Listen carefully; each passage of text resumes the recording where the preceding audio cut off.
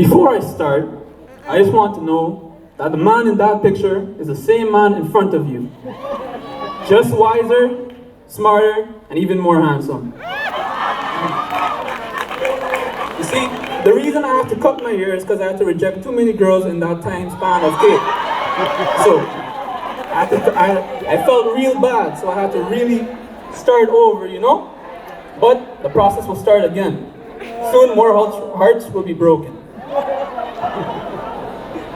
Good evening, one and all. Good evening, faculty, staff, and honored guests.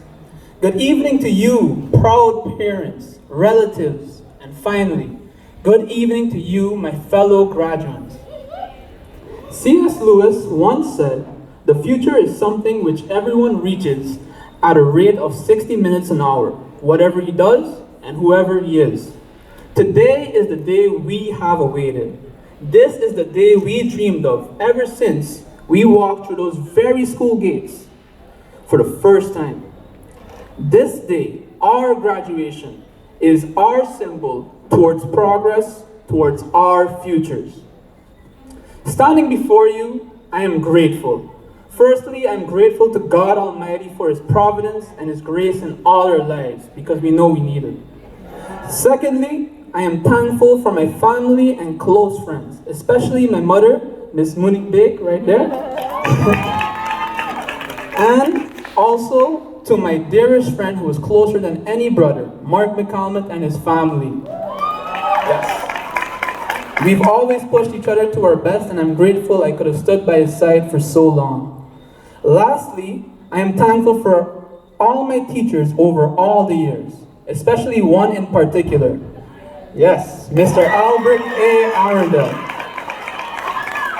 He has always been a great mentor to me. He is famous for his many sayings, but there's one that stood out to me that I would like to share with you all today in the form of a maths equation. Don't worry, I'll explain it later on. Learning is equal to desire multiplied by consistency, multiplied by time, divided by distractions. For all the non-math folks out there, which might be many tonight, I see.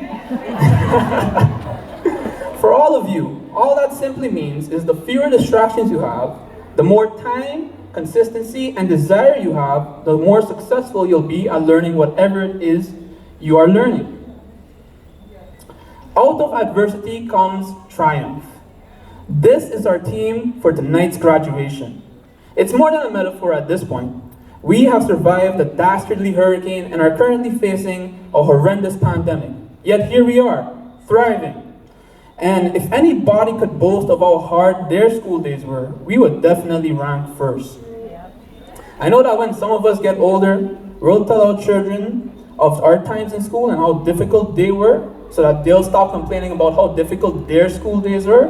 And I know that's going to be some of these children right here. You're just going to tell them right straight off. The theme chosen reminds me of an old saying that goes as follows. Hard times create strong men. Strong men create good times. Good times create weak men. And weak men create hard times.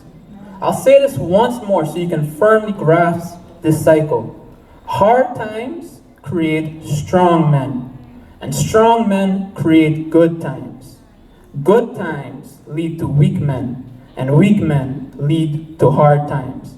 I believe this saying may refer to more than just the military power in a country during different periods of time. We must first recognize what our hard times were, and how through these we've pushed and prevailed, and because of our strong desires and dreams for progress and elevation, we have succeeded. Because we long to succeed, time and precious hours of sleep have been sacrificed, and very many hours of sleep have been sacrificed. I wish I could stand before you all and say that all those missed hours of sleep were worth it, but we all know that it's very far from the truth.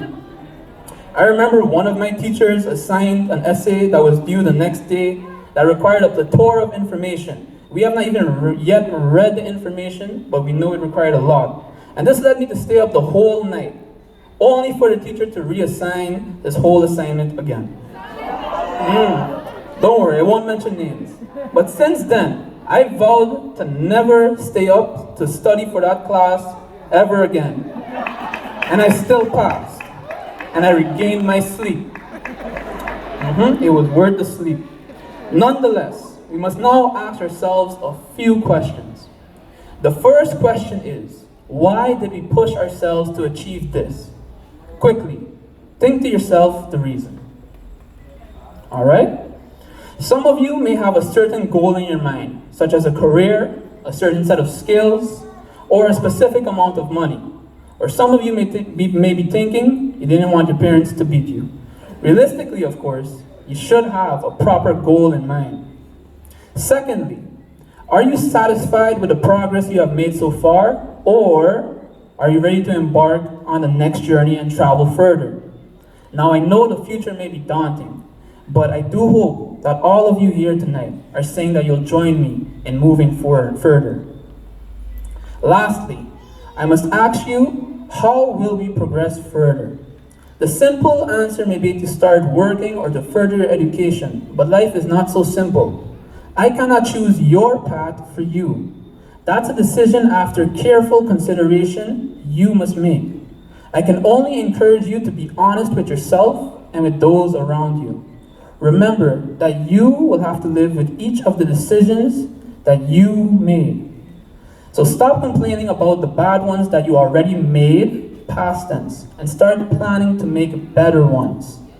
Now, I know some of the husbands in the audience might be watching their wives because I mentioned the words stop complaining, but this applies to all of us. It's easy to complain, but it's harder to change. In conclusion, our adversities, though many, will shape and mold us to become victorious if we choose to fight and not give up. I'll leave you with this final quote from Abraham Lincoln. Always bear in mind that your own resolution to succeed is more important than any one thing. Thank you, and good evening. Ladies and gentlemen, put your hands together for Cape valedictorian David Bay. Hard times create strong men create good times create weak men, and weak men create hard times. Which times will you create? Think about it. All right, in everything, we should give thanks. Yes. And we've come to that moment where we want to thank everyone and everything, and we want to thank even God for blessing us with the rain.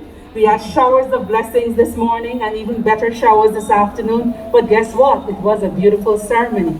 I'm sure we all enjoyed it this evening. The cool air, it's refreshing and nobody's makeup is running. We all enjoyed the fresh atmosphere. So please help me welcome our salutatorians, Ms. Aquila Pemberton and Ms. Shuling Luo, who will now present to you the vote of thanks.